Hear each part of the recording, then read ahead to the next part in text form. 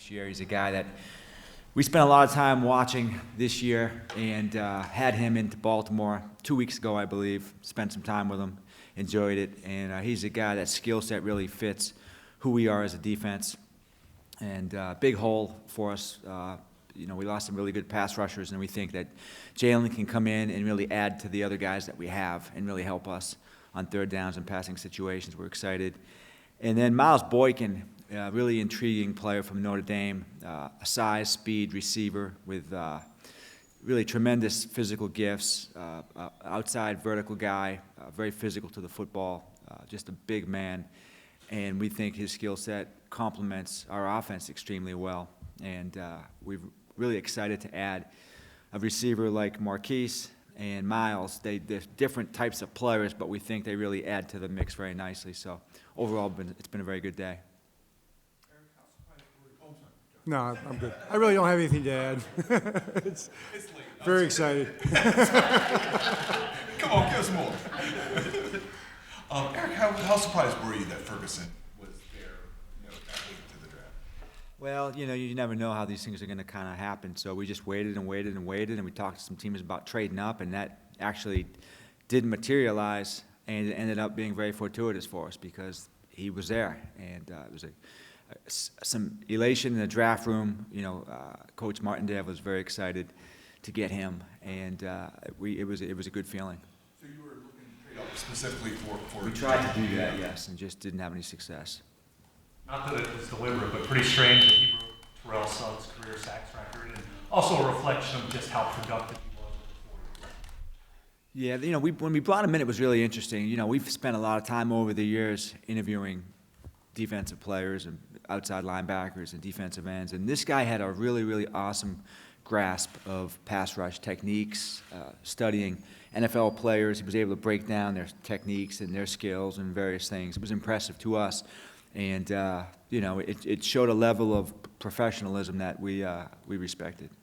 Eric, did the way today played out kind of prove out your theory that you would be in kind of a sweet spot to get values at the positions that you needed? We took some water on early on. It was really a long day, and we had some really outstanding players get picked, and it was frustrating for me. I actually got up and walked out a few times and paced and went out to the hallways and went down to my office just because we weren't picking for so long. And, we see these outstanding players that we spent 9 months basically grading and evaluating and following. And it's, not having a second-round pick is a challenge, and we knew this was going to happen, and we've had time to prepare for it, but it was frustrating. So the third round fell nicely, and it was needed because I'm telling you, I was ready to leave the building. It was like such a long day of waiting, and to have those guys fall to us was excellent. You talked earlier about this notion that you need to take more swings at receiver. I know you don't know how things are going to play, but in your mind, did you think it was a possibility that you take two receivers in the first 3 picks with how things were shaping up in your spots in the draft? Well, it wasn't intentional, I can assure you that. It's just kind of how the board fell. I think we did a good job stacking the board and evaluated all the players across all positions. And those 2 guys were up there, and we felt like we had to pounce. And so, we played the game. We traded back to get Hollywood, and we traded up to get Myles. And, both guys, we feel are excellent fits, and it was a nice fit for the team. John, how do you see, I guess on the TV draft they were talking about where Ferguson best fits along inside, outside. How do you see him fitting in? I know you guys like versatile guys up there. Well, I just want to thank you for asking me a question, Jeff. I appreciate that. Makes me feel better. No, he's, it's interesting is we played our base defense less than 20% of the time last year. It's the trend of the league, and people don't really like to line up against us that way. So when we're in our base defense, he'll be what we call a rush. I think it moves us more into kind of an odd type of a framework in our base defense, although we'll play all the different fronts. But you've got 2 edge-setting outside backers for sure. That doesn't discount the other guys we have, the young guys like Tyus. Tyus is still in the mix playing Sam, and it gives us another pass rusher. But we're in our sub packages, which is our 5 and 6 defensive back packages, over 80% of the time. So you're talking about defensive end. And that's where the Matt is, and Tyus is, and Jalen will be, and and the other guys that are there too. So that's kind of the way they play. And to have a big that can set an edge and rush the passer is perfect for what we're looking for. How exciting is it to have two young, an influx at wide receiver, having two young talents like that? Very different, it seems like, to add to the offense. It is. I mean, first of all, we got faster, and those two guys are different, but they bring speed, they bring playmaking. We're gonna block people. I don't know. Someone asked the question to our guy Hollywood, if he's going to block, and he said, "Yeah, I'm going to throw it up in there, man." But we also might have him going real fast that way, having guys chase him. That's another way you can block. But Myles can do that too. But Myles is going to get in there and block people. But I don't want you guys to forget about our other two young receivers that we drafted last year either. Jordan and Jaleel are working hard, and those two guys are in the mix too. So we got 4 young receivers in the mix to go with our veteran guys, and I'm just really looking forward to rolling those guys out there and letting the chips fly and see what happens. I know you're looking for quality above all else at wide receiver, but is it an added bonus that they are two guys with different, dimensions, so to speak? It definitely is. It's funny, but we had a conversation. You had asked the question, will we take 2 guys who are the same? And we said, yeah. Like if we're 2 really small, fast guys, we'd be thrilled to have them. If it was 2 bigger guys, we could work those two too. But to have one of each probably was the ideal, and to have it fall that way is exciting. It's great. Eric, much was made with Jalen about not getting an invite to the combine and the reason. How comfortable are you with him and some of the red flags, or I don't know if character red flags, but just past incident? Well, like all players, we get outstanding information from the school, from coaches, from teachers, and various people. And we brought him in. We spent some time with him. We met with him at the Combine. He was there at the Combine. And we did have a chance to meet with him briefly at the Combine.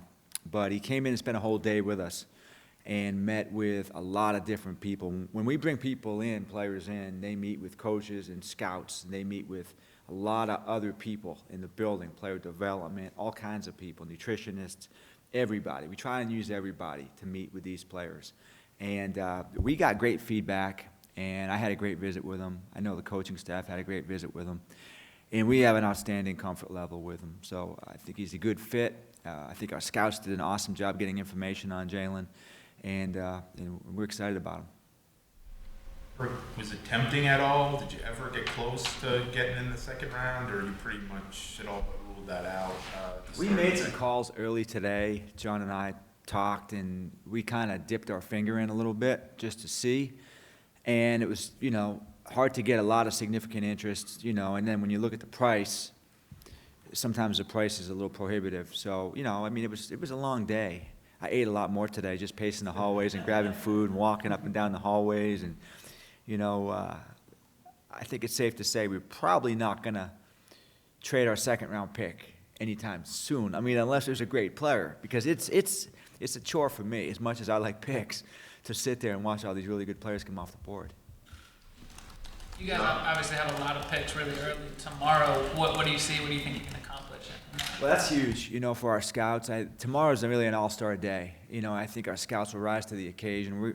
We've done an amazing job, I think, of stacking the board this year, and there's a lot of good football players left. And, tomorrow really is a kind of day that makes you draft. And we'll look at this draft 4 or 5 years from now, and it won't be because of Hollywood and Jalen and Myles. It's going to be these 4th-round picks, this 5th-round pick, the 6th-round picks that really do kind of make this draft special. So it's a challenge for us. We'll be ready for it. We embrace it. The scouts are fired up, and those three picks out of the gate tomorrow, those are huge. So much is said about Marquise's speed and his athletic ability, but you also added another receiver at Miles Boykin that does have that same kind of burst as well, especially with his jumping ability. How do you feel that offers,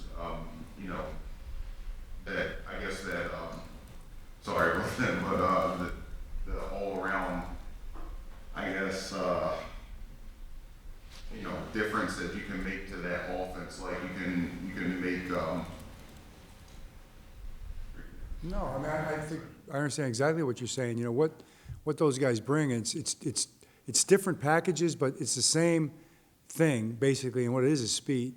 It's speed and what Eric referred to yesterday's playmaking ability. I mean, those two guys have it, many times over. So you've got a big, fast guy who's a powerful guy who can catch and get upfield after the ball with kind of his stride length and his stiff arm, and he goes up and makes catches. Who's a developing player. He's kind of a younger developing player. He's only really had 1 year in the offense. Then you've got, like you said, the smaller, faster guy with the quick feet that can make people miss in a short area, in a tight area, can catch and run on crossing routes. But the bottom line is these are two really fast guys that make plays, and that's what we were looking for.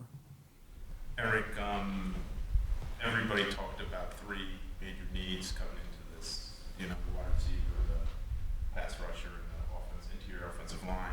Is it a sign that you haven't drafted an interior offensive lineman? Do you like that class? Do you think that's like a class where you can find guys on day 3 that can really come in and help?